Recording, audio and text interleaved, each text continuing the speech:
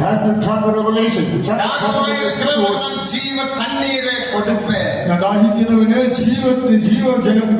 For the thirsty, I'll give water. There's a fiery anointing.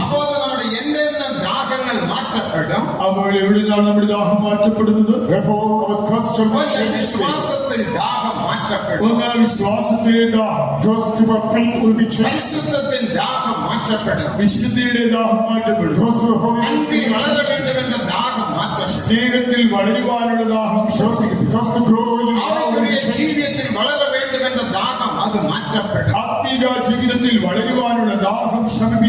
Thirst to grow spiritually, that thirst will be quenched.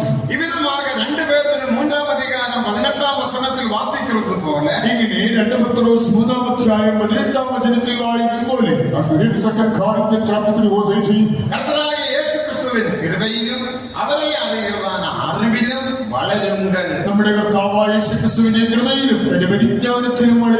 grow in grace and in the knowledge of our Lord and Savior Jesus Christ. അഭിഷേകത്തിനാലും നമുക്കൊരു വളർച്ചയുണ്ട്. ഇങ്ങനെ ദൈവം തരുന്ന ഉപദേശത്താലും അഭിഷേകത്താലും നമുക്കൊരു വളർച്ചയുണ്ട്. Thus by this anointing and by the doctrine of the Lord there is a growth in us. അഭിഷേകം പെറ്റുകൊള്ളുന്നവർക്ക് ഒരു ശബ്ദം ഉണ്ടാകും. അത് ശബ്ദത്തിനാല് ഇതൊരു പിശാചുകളുടെ ശബ്ദം എന്ന് சொல்லாതിരിക. അഭിഷേകം പ്രാപിക്കുമ്പോൾ നമ്മൾ വലിയ ഒച്ചയിടുമെങ്കിലും അത് കേട്ടിട്ട് ഇത് പൈശാചികമെന്നൊന്നും പറഞ്ഞു കളയരുത്. Why this is anointing? There is a clamor. Don't call it devilish. നമ്മുടെ ഈ ദാഹങ്ങൾ മാറ്റപ്പെടുമ്പോൾ നമുക്കൊരു വലിയ സന്തോഷം ഉണ്ടാകും. നമ്മുടെ ദാഹം ശമിക്കുമ്പോൾ നമുക്ക് അത്യാനന്ദം ഉണ്ടാകുമല്ലോ. The more the thirst is quenched, the greater is our joy. ദേവനുക്ക് മഹിമ. ദൈവത്തിന് മഹത്വം. Glory be to God. അപ്പടി അഗ്നി അഭിഷേകത്തിനാൽ നമ്മുടെ ദാഹങ്ങൾ മാറ്റപ്പെടും. ഇങ്ങനെ അഗ്നി അഭിഷേകത്തിൽ കൂടി നമ്മുടെ ദാഹങ്ങളെല്ലാം തീരുന്നു. By this fire of anointing our thirst is quenched. മേഘമെന്ന് വാസിക്കണം. അടുത്തതായി മേഘമെന്ന് നമ്മൾ വായിക്കുന്നുണ്ട്. മേഘം എന്നത് സാക്ഷിയും ജീവിതത്തെ വെളിപ്പെടുത്തുന്നു. മേഘമെന്നത് സാക്ഷ്യ ജീവിതം. Ground speaks about the life of testimony. ദേവനുക്ക് മഹിമ. ദൈവത്തിന് മഹത്വം. ഊഴിയത്തിന് നാം സാക്ഷിയായി ഇരിക്കണം. നാം ശുശ്രൂഷയിലും സാക്ഷികളാകണം. During the course of ministry we must be testifying. ജീവിതത്തിനും സാക്ഷികളായി ഇരിക്കണം. നമ്മുടെ ജീവിതത്തിൽ കൂടെയും നമ്മൾ സാക്ഷികളാകണം. In those of life too we must be true. Mathai 5-ാം അധികാരം 16-ാം വചനത്തെ വാസിക്കുമ്പോൾ മത്തായിയുടെ സുവിശേഷം 5-ാം അധ്യായം 16-ാം വചനത്തിൽ Matthew's Gospel chapter 5 verse 16 നിങ്ങൾ ഉലകത്തിற்கு ഒളിയായി ഇരിக்கிறீர்கள். നിങ്ങൾ ലോകത്തിന്റെ വെളിച്ചം. You are the light to the world. ഞാനും ഉലകത്തിற்கு ഒളിதான். ഞാനും ലോകത്തിന്റെ വെളിച്ചം തന്നെയാണ്. I too am the light to the world. നിങ്ങളും ഉലകത്തിற்கு ഒളിയായി ഇരിக்கிறீர்கள். അതോടൊപ്പം നിങ്ങളും ലോകത്തിന്റെ വെളിച്ചമായിരിക്കുന്നു. You too are the light to the world. ഇതാണ് നമ്മുടെ ജീവിത സാക്ഷി. ഇതാണ് നമ്മുടെ ജീവിതത്തിന്റെ സാക്ഷി. This is the testimony of our life. യെരുശലേമിലും യൂദയാവിലും ശമരിയാവിലും ഭൂമിയിൽ എല്ലാ ഇടങ്ങളിലും നാം സാക്ഷിയായിരിക്കണം. യെരുശലേമിലും യഹൂദയിലും ശമരിയിലും ഭൂമിയുടെ അറ്റത്തോളം നമ്മൾ സാക്ഷികളാകണം.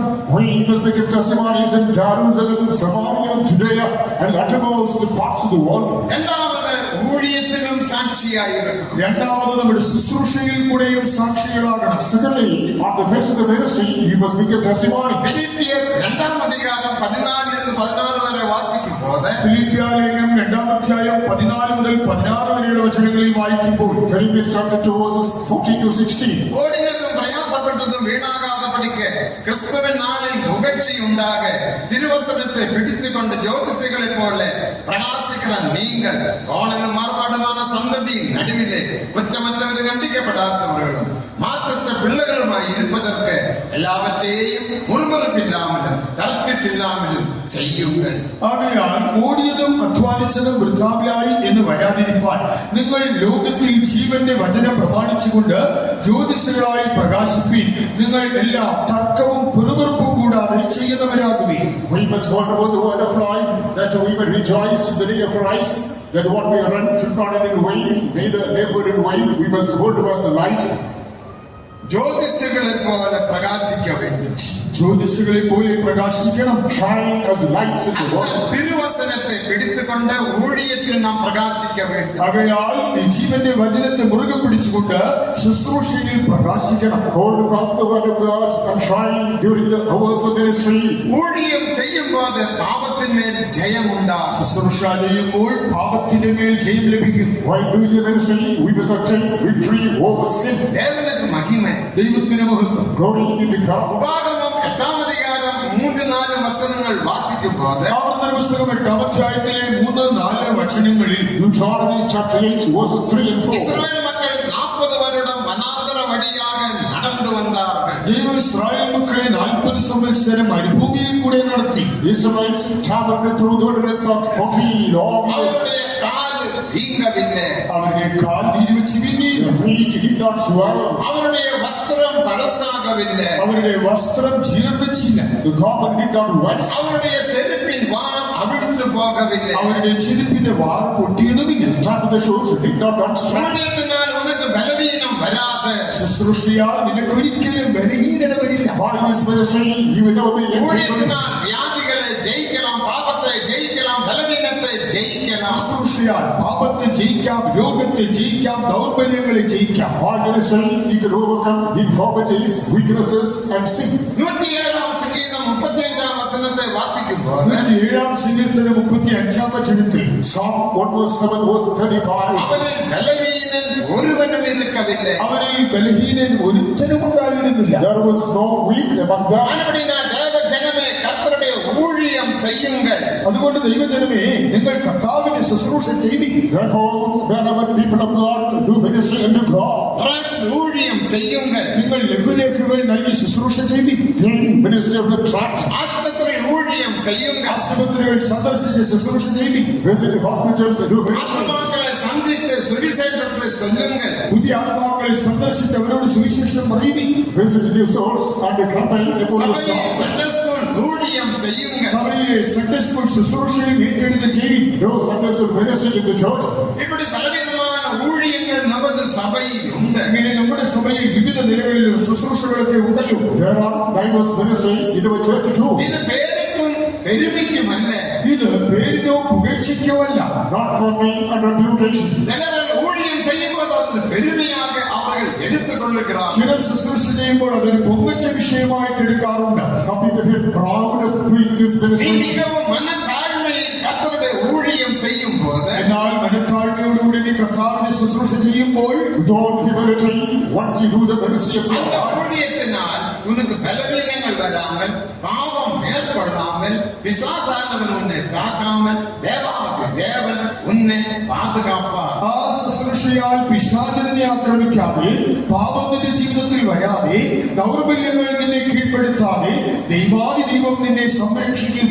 without being afflicted by sicknesses, powers of the devil and weaknesses, the Lord is able to protect you by His power. தேவனுக்கு மகிமை. ദൈവത്തിന് മഹത്വം. Glory be to God. ஆகிய ஊழியம் செய்து சாட்சிகளாக ஜீவிப்போம். ആകയാൽ ശുശ്രൂഷ ചെയ്തുകൊണ്ട് നമുക്ക് സാക്ഷികളായി ജീവിക്കാം. Therefore, let us do ministry and இந்த have witness பகுதியில் unto God. அநேக விஷயங்கள் பேசுறது கொண்டு நேரம் இல்லை. ഇനി അതിക്രമത്തിൽ എത്രയോ കാര്യങ്ങൾ പറയാനുണ്ടെങ്കിൽ സമയം അനുവദിക്കുന്നില്ല. Plenty to be elaborated, time does not அடுத்த hold. வெளிச்சம். അടുത്തതായിട്ടൊരു പ്രകാശം. The light, முதலாவது வடக்கு செய்த புசல் காற்று. ഒന്നാമത് വടക്കിടുന്നൊരു കൊടുങ്കാറ്റ്. first one, whirlwind from the north. அது அபிஷேகத்தினால் ஒரு சரீரமாக மாற்றப்படுவதை வெளிப்படுத்துகிறது. അഭിഷേകത്താൽ ഏക ശരീരമാകുന്നതിനെയാണ് ഇത് കാണിക്കുന്നത്. That is mixed with the experience of becoming one body by His heart. அக்னியினால் நம்முடைய ஆவிக்குரிய தாகங்கள் மாற்றப்படுகிறது. അടുത്തതായി പാളിക്കത്തുന്ന തീ നമ്മുടെ ദാഹത്തെ ശമിപ്പിക്കുന്നതാണത്. Then fire that quenches our thirst. மூன்றாவது சாட்சி பாவத்தை மேற்கொள்ள தேவன் உதவி செய்கிறது. മൂന്നാമതായി സാക്ഷി പാപത്തെ കീഴ്പ്പെടുത്തുവാൻ ദൈവം നമ്മെ സഹായിക്കുന്നു. Third testimony, the Lord enables us in order to vanquish sin. அதுதான் அவருடைய கால் வீங்கவில்லை, வஸ்திரம் பழசாகவில்லை, செருப்பின் வார் அவிழ்ந்து போகவில்லை, பலவீனன் ஒருவனும் இருக்கவில்லை. അതുകൊണ്ടാണ് അവരുടെ കാൽ വീങ്ങിയില്ല, വസ്ത്രം അഴുകിയില്ല, ചെരുപ്പ് ജീർണിച്ചില്ല, അവരിൽ ആരും ബലഹീനനുണ്ടായിരുന്നതുമില്ല. Therefore, no swelling in the feet, God did not wax, there was no info, weak among them. தேவனுக்கு மகிமை. ദൈവത്തിന് நாலாவது வெளிச்சம். നാലാമതൊരു പ്രകാശം. Fourthly, the light. வெளிச்சம் ஏதை வெளிப்படுத்துகிறது. പ്രകാശമെന്നതിന്റെ പ്രതീകം. What does the light typify? வெளிச்சம் வசனத்தினால் உண்டாகும் வெளிப்படுத்தலை வெளிப்படுத்துகிறது. ഈ പ്രകാശം എന്നത് വചനത്തിൽ കൂടി നമുക്ക് ലഭിക്കുന്ന വെളിപ്പാടിന്റെ വെളിച്ചമാണ്. This grows the revelation that we receive through the word. 119 சங்கீதம் 105 வசனத்தை வாசிக்கும்போது 119 സങ്കീർത്തനം 105 വചനത്തിൽ Psalm 119 verse 105. உன்னுடைய வசனம் என் பாதைக்கு வெளிச்சமாக காணப்படும். എന്റെ വചനം എന്റെ കാലിന് വെളിച്ചം. Thy word is a light unto my foot. தேவனுக்கு மகிமை. ദൈവത്തിന് മഹത്വം. Glory be to அந்த God. வெளிப்படுத்தலை நாம் பெற்றுக்கொள்ள வேண்டும். ആ വെളിപ്പാട് നമ്മൾ പ്രാപിക്കണം. We must receive that revelation. இதற்காக நமக்கு வெளிப்படுத்தல். എന്തിനാണ് ഈ വെളിപ്പാട് നമുക്ക് വേണ്ടത്? What for? நீ வேதத்தை வாசிக்கும் போது உனக்கு ஒரு வெளிப்படுத்தல் உண்டாகும். ബൈബിൾ വായിക്കുമ്പോൾ നിനക്ക് വെളിപ്പാട് ലഭിക്കുന്നു. When you read the word of God, you will have அதை நீ ஒரு revelation. டைரி எழுத வேண்டும். അത് നീ ഒരു നോട്ട് ബുക്കിൽ കുറിച്ച് വയ്ക്കണം. Not it down in a diary. நீ ஒரு வாட்சை பார்க்கும் போது உனக்கு ஒரு வெளிப்படுத்தல் உண்டாகும். ഒരു വാച്ച് കണ്ടാൽ നിനക്ക് അതിലൂടെ ഒരു വെളിപ്പാട്. When you see a watch from it, you will get a revelation. வெளிப்படுத்தல் என்பது தேவனுடைய வரம். വെളിപ്പാടുന്നത് ദൈവം നൽകുന്ന ഒരു വരം. Revelation is a gift அது of நீ God. നഷ്ടപ്പെടുത്താതെ ഇഴന്നു പോകാതെ അതിനെ ഒരിക്കലും കളയരുത്, നഷ്ടമാക്കരുത്. Don't lose it and squander it. இந்த வெளிப்படுத்தல் மூலமாக உங்கள் ஹிருதயம் கடினப்படாமல் ஹிருதயத்தை தண்ணீரை போல மாற்றி மெழுகுவர்த்தியை போல நீ உருகி கர்த்தருக்காக பரிசுத்த ஜீவியம் செய்ய முடியும். നിന്റെ ഹൃദയം കഠിനപ്പെട്ടു പോകാതെ ഈ വെളിപ്പാട് സൂക്ഷിക്കും. അത് നിന്റെ ഹൃദയത്തെ ഒരു മെഴുകു പോലെയാക്കും. നീ ഹൃദയം കർത്തസരി വെള്ളം പോലെ പകരും. നീ കർത്താവിന് ശുശ്രൂഷ ചെയ്യും. Do not get your heart, rather, by this revelation, just make your heart like a tears, make it like a candle that is melting. அதனால தான் முதலாம் சங்கீதம் 2-3 வசனங்களை வாசிக்கும் போது അതുകൊണ്ടാണ് 1-ാം സങ്കീർത്തനത്തിൽ 2-3 വചനങ്ങൾ വായിച്ചാൽ Wherefore, when we come across the first song, the first இரவு பகலும் நியாயப்பிரமாணத்தை தியானிக்கிற மனுஷன் பாக்கியவான். அவன் நீர்க்கால்களின் ஓரமாக நடப்பட்டு தன் காலத்தில் கனியை கொடுத்த இலையோடு விருட்சத்தை போல் இருப்பான். அவன் செய்வதெல்லாம் வாய்க்கும். യഹോവയുടെ ന്യായപ്രമാണം രാപ്പകൽ ധ്യാനിക്കുന്ന മനുഷ്യൻ ഭാഗ്യവാൻ. അവൻ ആറ്റരികത്തും നട്ടിരിക്കുന്നതും തക്ക കാലത്ത് ഫലം കായ്ക്കുന്നതും ഇല വാടാത്തതുമായ വൃക്ഷം പോലെ ഇരിക്കും. അവൻ ചെയ്യുന്നതൊക്കെയും സാധിക്കും. Blessed is the man who meditates on the word of God both day and night.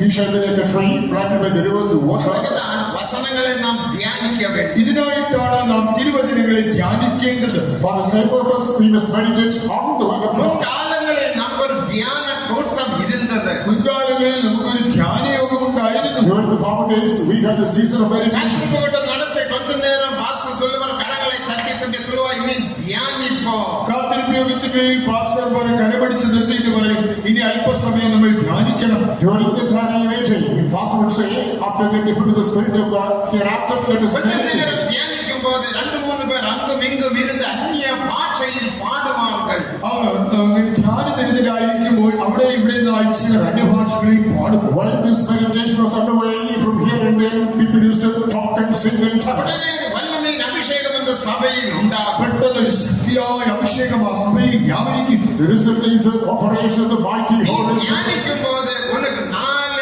அனுபவங்கள் உண்டாகும். നീ ധ്യാനിക്കുമ്പോൾ 4 അനുഭവങ്ങളാണ് നിനക്ക് വരിക. While you meditate, you come across these 4 branches of தியானிக்கும் போது experiences. வெளிப்படுத்தல் உண்டாகும். ധ്യാനിക്കുമ്പോൾ വെളിപ്പാടുണ്ടാകും. After meditation, there is a revelation. இரண்டாவது ஒரு ஜீவியம் உண்டாகும். രണ്ടാമതായി നിനക്കൊരു அபிஷேகம் உண்டாகும். ഒരു അഭിഷേകമുണ്ടാകും. Secondly, there is an anointing. மூன்றாவது ஜீவியம் உண்டாகும். മൂന്നാമതായി അതിനാൽ ഒരു ജീവിതം നിനക്ക് ലഭിക്കും. Thirdly, there is a divine. நாலாவது அதன்படியே நீ செய்யலாம். അത് നാലാമതായി നീ അതിനനുസരിച്ച് തന്നെ പ്രവർത്തിക്കും. Fourthly, you can exercise it. தியானிப்பது எவ்வளவு மேன்மையான காரியம். ധ്യാനം എത്ര ശ്രേഷ്ഠമായത്. Meditation is so wonderful. இசகாக்கு சாயங்கால வேளையில் தியானிக்கிறதுக்காக வயலில் போனான். ഇസാക്ക് സായാഹ്നങ്ങളിൽ ധ്യാനിക്കുവാനായി വെളിപ്രദേശത്തേക്ക് പോയി. At the eventide, Isaac went out on the prayer land to அவன் meditate. தியானித்த பிறகு விதையை விதைத்தான். അവൻ ധ്യാനിച്ചതിന് ശേഷം വിത്ത് വിതച്ചു. He sowed the seed after அது meditation. 100 அளவு பலன் கொடுத்தது. അവന് 100 വേദിയാണ് വിളവ് കിട്ടിയത്. That brought forth the தியானிக்கும் harvest. போது நீ ஆசீர்வதிக்கப்படுவாய். ധ്യാനിക്കുമ്പോൾ നീ അനുഗ്രഹിക്കപ്പെടുന്നു. Once you meditate, you shall become blessed. முதலாவது ஒரு வெளிப்படுத்தல் உண்டாகும். ആദ്യം നിനക്ക് വെളിപ്പാട് ലഭിക്കുന്നു. Foremost, you must have a N revelation. முன்னே சொன்ன வெளிப்படுத்தல் என்பது ஒரு வரம் என்று. ഞാൻ മുൻപേ പറഞ്ഞുവല്ലോ, വെളിപ്പാടുന്നത് ഒരു വരമാണ്. This revelation is a gift.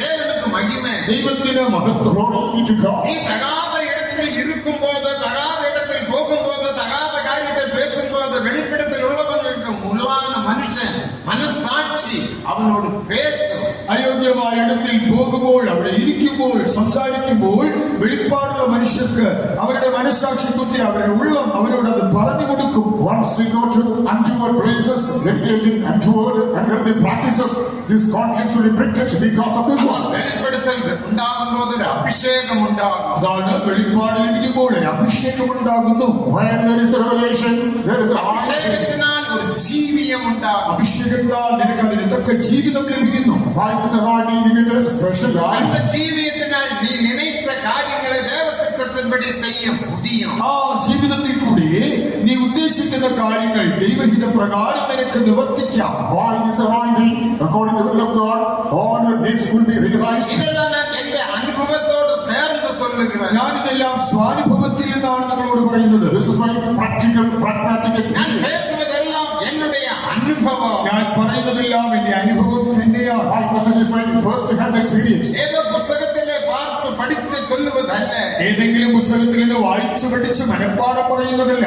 I haven't marked up from some book. എന്റെ ജീവിതത്തിൽ ഇരുന്ന് ഞാൻ പേശുகிறேன். എന്റെ ജീവിതത്തിന്റെ ഏടുകളിൽ നിന്നാണെന്ന് ഞാൻ പറയുന്നത്. This is a real experience of my ഇതേ life. ഇടത്തിൽ ഞാൻ 2 വർഷം ഊഴിയം ചെയ്ത് ഈ സ്ഥലത്ത് ഞാൻ 2 വർഷം ശുശ്രൂഷ ചെയ്തിട്ടുണ്ട്. Here I did ministry for 2 என்னுடைய years. ജീവിതം ഇങ്ങനെയുള്ള പല വിശ്വാസികൾക്ക് தெரியும். എന്റെ ജീവിതത്തിലുള്ള അനേക വിശ്വാസികൾക്കും അറിയാവുന്നതാണ്. Almost all the believers here know well about my தேவனுக்கு மகிமை.